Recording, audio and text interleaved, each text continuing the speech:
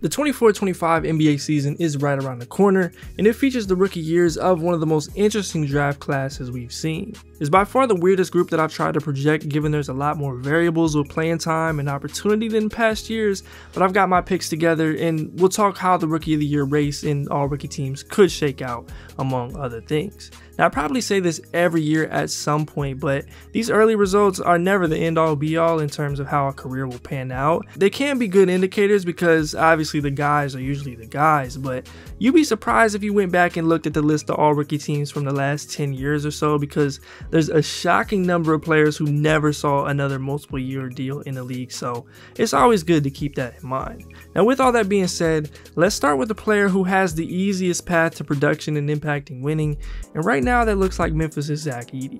Edey will, unless something changes, be the starting center for this team. They're going to ask him to set big screens, finish plays, be a force on the offensive glass, and be a deterrent around the rim. And so far, he's looked very good at all of it. He's one of the most physically imposing players in the league already, and just has a pathway to being productive on a nightly basis in a way that others don't. The majority of that is a big credit to him and what he brings to the table, but it's also a great opportunity to be surrounded by a core that we've seen be good for 50 wins in the West when healthy. Now, I'm still very curious to see how he looks in the pick and roll on a nightly basis. He's probably a little better than his reputation entering the league, but I think teams are going to have him as a potential area to exploit, whether it's with their guards in the pick and roll or just getting him to move around. And then I want to see just how good he is as a post-up threat and how teams decide to guard it. He was dominant against Indiana, not quite as excellent against some of those other teams, but still good. And I'm interested to see how Memphis incorporates that into their offense and how he counters depending on the coverage, how he adjusts if bigs pick up on the fact that he's mostly looking to get to that left shoulder hook. But Edey looks like the guy here, and even if he isn't the most spectacular frontrunner for Rookie of the Year, he's certainly worthy of this placement. And if Ja and Jaren do miss any significant time, he might do a little more heavy lifting in their game plan than initially expected. Now, Reed Sheppard is the next guy on the list, and I think he's just too good to not make his presence felt in a major way.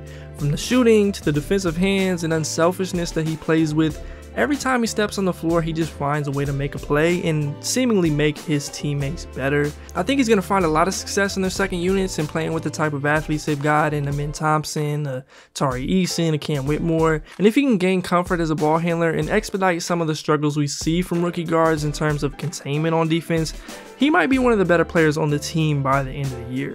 So even with, Jalen Green and Fred VanVleet doing a lot in the backcourt right now, I think Reed could still make a run for Rookie of the Year. And I'm as excited to see how he evolves as a player as really anyone in this class. The Washington Wizards are one of the few teams in full rebuild mode, and that means a lot of losses, but also a lot of reps for their young players. And in the conversation about all rookie and Rookie of the Year, they've at least got a slight advantage on top of already being talented enough to belong here. And of course, the main guy in all of that is Alex Sarr, the second pick in the draft. He had an objectively bad summer league that had many ready to immediately write him off, but he's already had a lot more success in these preseason minutes. He started at both the 4 and the 5, but the way that he shot it, it looks like the 4 might be more realistic than initially expected. But I'm still curious to see where that goes throughout the year. He's also flown around on defense and looks really good on that end. Should make a real impact there, and to me looks even more spry as a mover overall. He'll still have to adjust to the physicality, and I want to see more of a concerted effort in making contact on screens, but for the most part he looks poised to be one of the best in the class. And again, he'll also have the room to make mistakes and experiment in a way that some others just won't. Moving along, Steph Castle has had his ups and downs, but the highs have been great in preseason, particularly in that game against Orlando. I think he's going to make an immediate impact defensively, and what he's shown offensively, using his body as a driver, the cutting, passing, and the confidence from 3 is all encouraging for him to be a real connective piece in year 1. We'll see how much he can handle as a ball handler and where exactly the shot is at, because that'll be key for him, but he should be in the mix to earn a starting spot, and I'd be somewhat disappointed if he wasn't well within these conversations because of the opportunity that he'll have, but we'll see what happens. And then the last spot on the first team goes to the first pick in the draft, and that is Zachary Rizachet. He came out on fire in his first preseason action and followed it up with more solid play.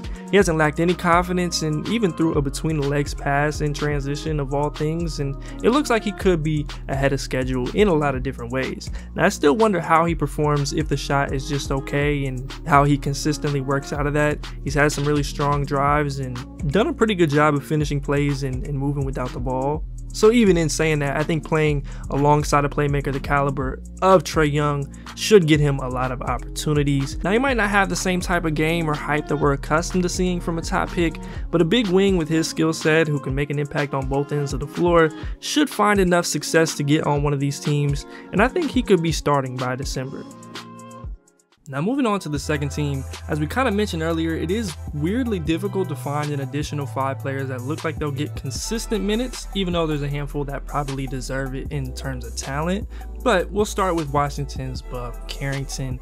Bub is one of the more talented creators in the class and a pretty special shot maker. And with no Malcolm Brogdon for at least a while, I think he'll have quite a bit of opportunity to start the year.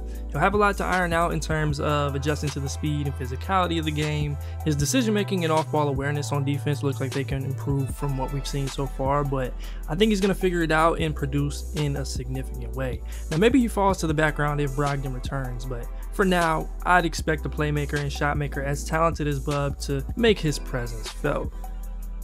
Now I can't remember too many of them off the top of my head, but Dalton Knecht had one of the most impressive preseason performances I think I've ever seen, scoring 20 points in a row and 35 on the game in an overtime win against the Phoenix Suns. That same guy we all saw last year against Florida and Kentucky and UNC, who was a monster on side and baseline out of bounds, was in the building, and maybe it'll end up being reactionary, but it fully confirmed his spot on this list. I think the Lakers will be forced to play him given what he brings as a shooter, and though the defense has still been a work in progress to this point, he can be a real asset for them. Now it probably won't look like that again, but from the end of the Golden State game to Phoenix, Knecht looked like a bona fide NBA contributor.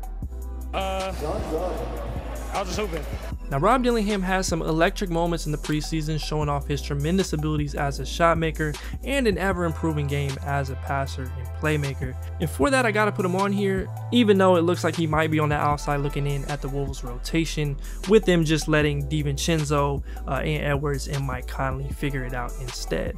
Now Rob's too talented and they've invested enough in him that I'm sure he'll get his opportunity at some point this year, but a contender is always going to be less willing to give him a long leash, and especially a small guard. But we'll see what happens, and I'd rather just bet on his talent for the time being. Ryan Dunn has been one of the biggest stories of the entire preseason for his potential transformation that he's made as a shooter. He was one of the best defensive prospects I've had a chance to watch in the recent years, and probably the easiest guy to scout in last year's draft, because if the shot eventually got there, you were pretty clearly going to have a 12-year pro, and that somehow already started to happen before he even played a real game in the league. Now I'm not expecting pull-ups in transition and misdirection threes late clock, but if the effectiveness and confidence holds in any way, he's going to be one of the most impactful rookies. The Suns' best wing defender right now is Royce O'Neal, who's like 6'5", so I think Bud eventually finds him minutes, and I'm excited to see if these preseason flashes are there in the games that count. And with this last spot, I have a tie between the G League Ignite alums in Ron Holland and Modest Buzelis. Starting with Ron, his energy, defensive tenacity, and knack for getting to the rim have been on full display and will show up when he gets his opportunity. He seems like he'll be a fan favorite for a lot of those things, plus he's also not afraid to mix it up when that opportunity presents itself. I also think he's been a couple levels I also think he's been a couple levels better at the point of attack defensively than he has been in the past, and if he can be serviceable as a shooter, that'll make him a much easier guy to play in any lineup. Now Ausar is still awaiting clearance for the blood clot issue he had, and I'm really hoping he's good as soon as possible, but that could kick Holland out of the rotation for spacing purposes, so we'll see what happens with that, but he should produce in the minutes he does get and will be a fixture in their long-term plans. And then Buzelis also had some equal excellent and underwhelming performances in the preseason, but I think his mix of talent and opportunity will have him in contention. The shot hasn't looked great, and that is going to dictate a lot for him now and forever, but I've liked his confidence off the dribble, some of the strength he's shown on drives, and that help side defensive ability he has. And even though this Bulls team has quite a bit of talent individually, I think Midas is going to have the opportunity to come in and contribute and produce enough to be in these conversations. Now, briefly getting to a few of those who didn't make one of the teams, Tijan Salan has continued to play with a lot of energy and confidence. I think he's quite a bit away from being a positive player, but he's at least produced in multiple ways so far and should be in the back end of the rotation just kind of doing things, which is all I really want to see out of him year one. And playing off of guys like LaMelo and Brandon Miller should provide him a lot of opportunities. Jared McCain was also in this mix. I'm not sure the opportunity will be there with the combination of Kyle Lowry, Reggie Jackson, and Eric Gordon in that backcourt rotation, but he has performed well enough to, I think, get some burn. Cody Williams feels like a player that's going to take a second to figure out when and where he can impact games, but if he can find his footing, he could easily join this group, along with his teammate Isaiah Collier. Now, I thought Kel'el Ware would be in Miami's rotation, but that doesn't look like it'll be the case, but if he does happen to get a shot, he could bring a unique element to their team. And then Keyshawn George has also looked impressive, and on a bad team, he should have an opportunity to make waves as a big shooter who can make a play. And then finishing things up, in 8 out of the last 10 seasons, there's been at least one second round or undrafted player on one of these all-rookie teams. Only 22-23 and 17-18 did not have one, so if we're playing the odds, there's a good chance there is another this year. So if you're looking to find one of those guys, I think the most likely are Tyler Kolek, AJ Mitchell, Jamal Shead, Jalen Wells, Ariel Hukporti, or Oso Ighodaro. Now, they might need an injury or two to crack a rotation in a significant way, but there's been some really nice stretches from all of them. I've loved some of the games they played so far, so they've got the potential to contribute in some fashion. Here's a look at the rookie ladder for the time being. In previous years, I'd be a lot more confident in this order, but this year I could see things going a lot of different directions based off of opportunity and hot streaks and everything else, but we'll check back in at some point early in the season and get into the details of what's going on. Be sure to let me know what your thoughts are on this rookie class, who you see being on the all-rookie teams, or if you think anyone is going to do enough to out-sack Edey for Rookie of the Year. Let me know in those comments down below. Be sure to leave a like if you enjoyed, subscribe if you are new, and as always, I'm Keandre, this is HoopIntellect. Until next time, I'm out.